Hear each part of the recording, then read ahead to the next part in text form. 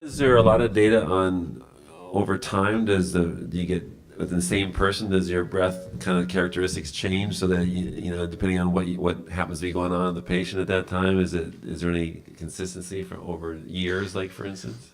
Over years, no, we don't not do that, but we have some testing done, sampling the same patients over several days and also several locations, and you have some difference between the compounds. Let's say there's normal changes because of the environment, different things you eat, but most of them remain stable. So for most of the compounds, we have a variation coefficient of about between 10 to 15%, which we find okay for such a setting. So we find them relatively constant. And how do you see this in the end? Is just a simple test where somebody breathes into a machine and then you have to send it into a central laboratory, or is it something that like a point of care device can be created? The thing is, we have to know the compounds before we can do something. So now we have an idea on which compounds are coming out of the in vivo situation. We will compare it with the in vitro compounds we will find now and from our validation study. And once these are known, we will try to build specific sensors so that just a patient can breathe into a machine or a small sensor device, and where a yes or no answer will hopefully come out. So we see it as a kind of point of care to enrich patients for further screening and to not subject every asbestos exposed person to a potential CT or a costly CT or an invasive biopsy. So it will not diagnose on its own, but I see it more as an add-on tool in the diagnostic workup. One of the issues that we see is that a lot of our patients don't know they're asbestos exposed. Yeah. So we kind of wanted something that we can screen a large number of population people that won't know their asbestos history, so that we can then find the ones that are at risk and we can follow them. That would be good. The other question I have is regarding the cell culture. You're using monolayers, right? Yeah. So I guess the question is that, in one of the pictures on the brochure is a picture of a spheroid, tumor spheroid.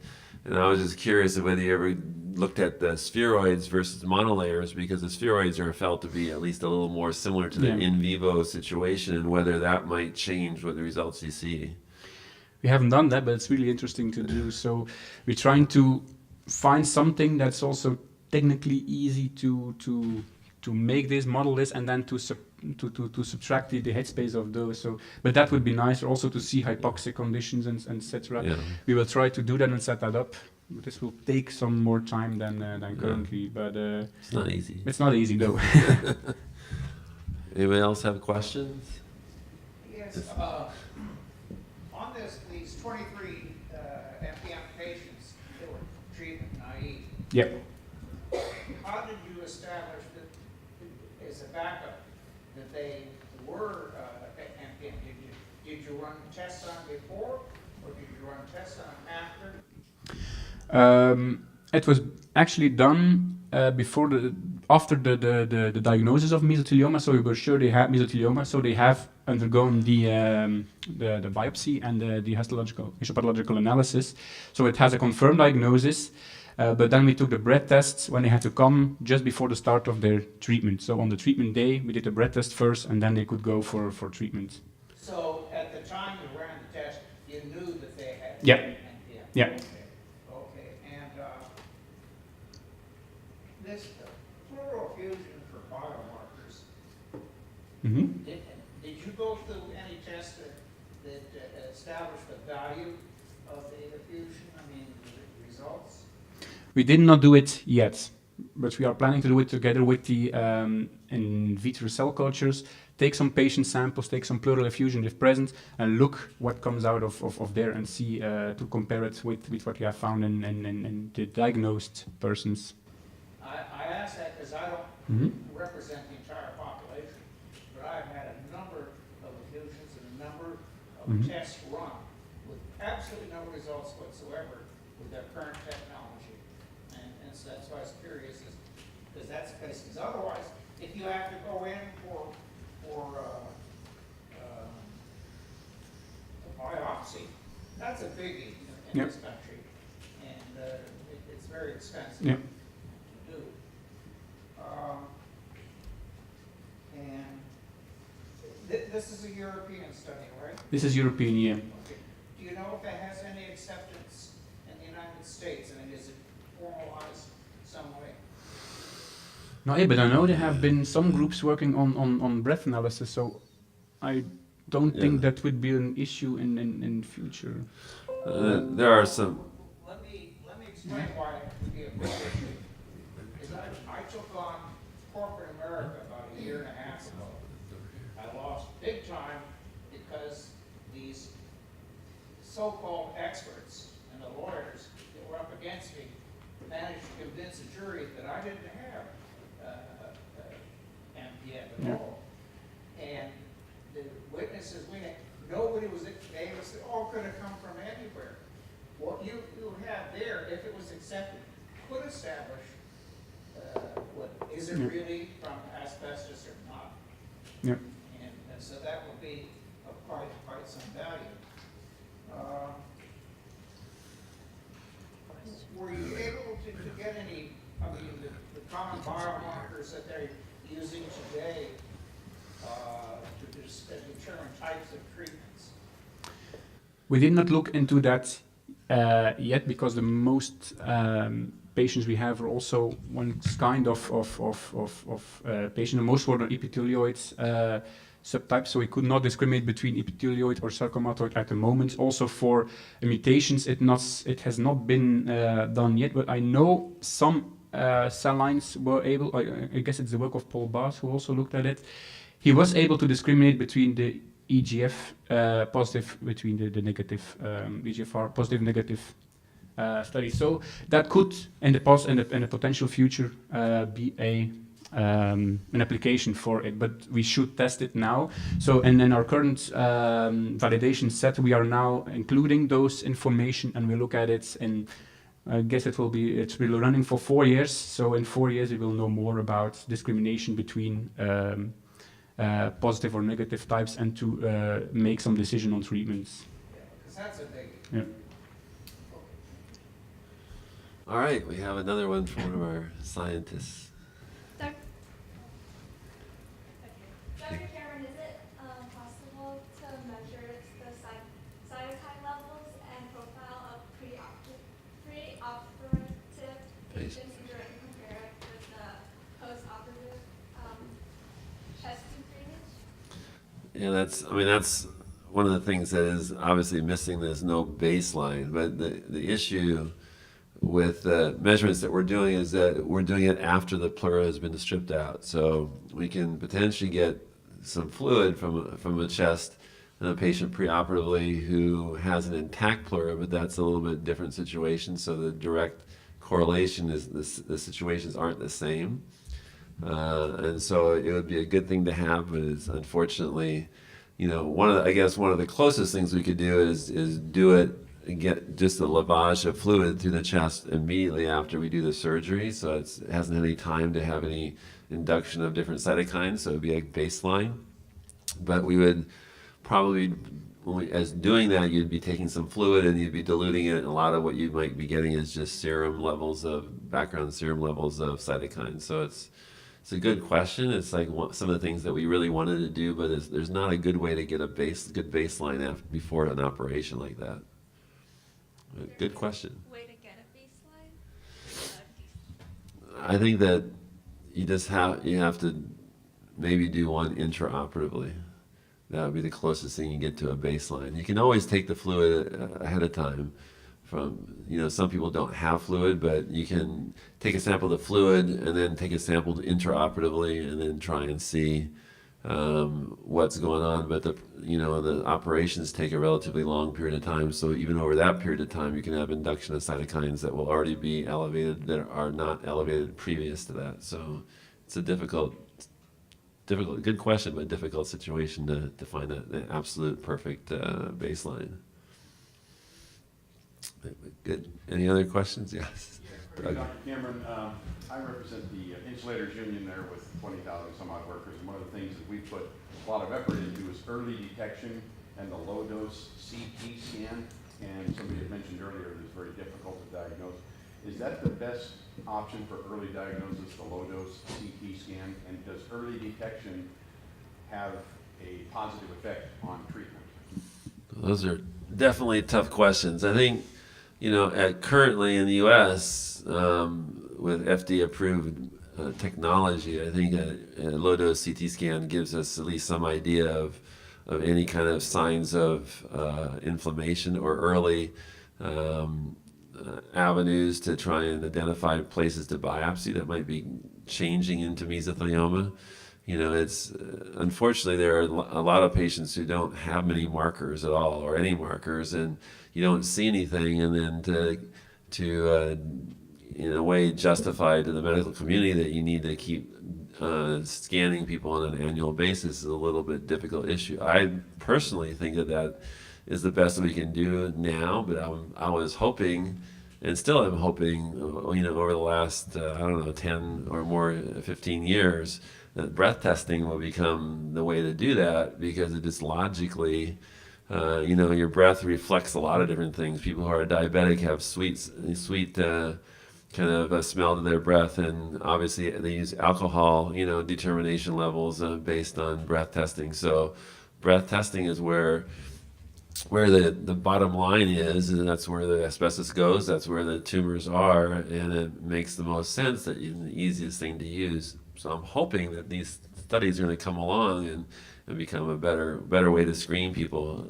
You can also screen people theoretically for circulating tumor DNA, and that might be a way to do it as well, but that's still very early in its infancy in terms of finding a way that can be used in a lot of different patients who have different levels of asbestos exposure and different levels of other biologic problems, including other diseases. So it's going to be hard to kind of get to that really quickly, but yeah, I think at the moment, certainly a low-dose CT scan is, I think, a solid lead to look at.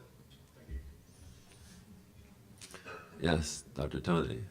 I want to ask Dr. Olevsky about the PD-L1 expression and efficacy. So you showed some data. PD-L1 expression and then efficacy. This one is do you know how measure this PD-L1 expression levels? There are multiple assays that are used by pathologists, and UCLA has a particular assay that is looking at that. These assays are not precise, and obviously we're missing something if some patients that don't have any expression as measured by the assays still respond. Yeah, I asked you because recently I saw some tumor picture, 3D staining, and some part is PD-L1 expression is very high, and some region is looks completely negative. So how about this tumor, this patient? Is this patient PD-L1 expression level high or low? So that's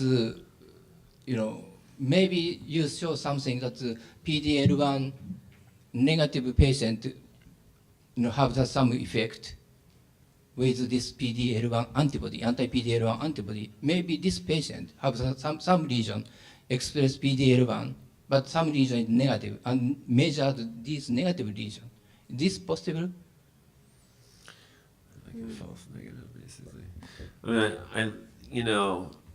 I think it's kind of simplistic for how this is measured. I think, okay, they do simple stains on slides, and they look at a small part of the tumor.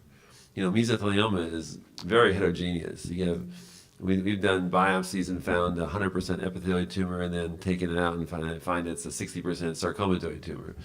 So there's lots of different areas, and you're relying on a single little teeny biopsy to tell you whether the tumor really has or doesn't have PD-L1 expression. And as we've talked about before, expression is one thing on the surface, but you can also have secretion of PD-L1. So if you have a soluble PD-L1 ligand in the fluid of the tumor, that could act just as successfully as PD-L1 on the surface of the tumors to inhibit T cells. So I think there's a lot of stuff that we just certainly, I mean, looking at a tumor cell and saying yes or no, high level, low level expression is very crude, and that's why it doesn't really work a lot of the times. And we still try immunotherapy on patients who are PD-L1 negative, and they still sometimes respond. Because, So- yeah, it doesn't necessarily, as we saw in the studies, doesn't necessarily correlate clinically, even though people where we can get the higher PD-L1 expression potentially can do better. We just don't have a good test.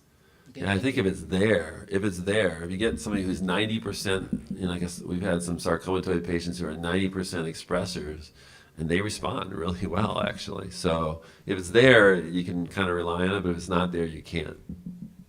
So, any other questions? Yes.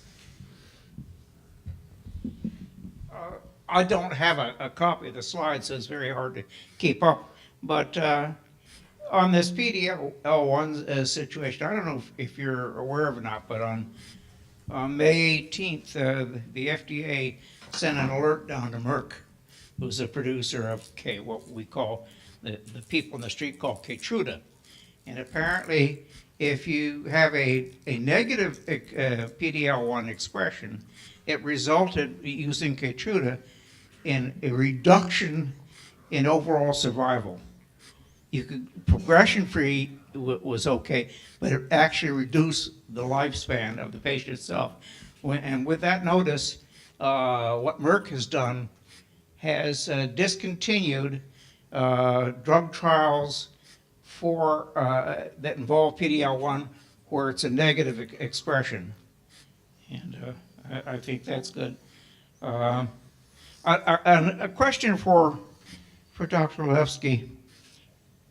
You talked about with chemo, the quality of life was good. How did you establish that? This was from a particular trial. This was from the MAPS-1 trial with Avastin and chemo, and there were specific quality of life questionnaires that patients filled out.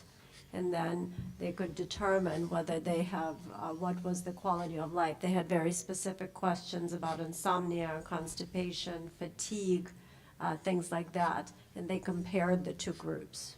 The reason I ask this is I don't work on the cell level, of course, but I boots on the ground. I'm in contact with a lot of lung cancer patients. I don't know any mesothelioma. It's a very small population.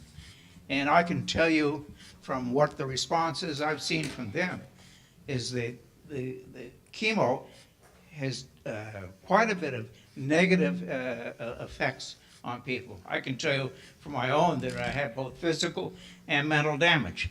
And the key is this temporary or long term? I have some of the stuff left over that I know is long term now. And it's significant to the point that if I've been given a choice in 2016, there's no way I would have taken chemo. It's really dangerous. And the best thing the industry can do is find a first line replacement of that as soon as possible. Right now, is approved is Keytruda and Opdivo on those, and each works a little differently. I've been under them both, so I can take Keytruda for me, and you can't go by me alone because the variety of responses is incredible. It's very hard to say, okay, this is what it is, because it varies from person to person. You were talking about a trial with, I guess it was it Opdivo and Imfinzi? Yes, we were talking, but you're absolutely right. Chemo is very hard to tolerate, especially when one is not well. And the hope is that some of the side effects will wear off. Some of them do wear off, some of them do not. So we're always looking at better targets, better agents. The more targeted the agent is, the fewer their side effects. But chemotherapy kills all cells, so it is very hard to tolerate. You're absolutely right. I think it's also really important that clinical trials assess quality of life because most of them don't.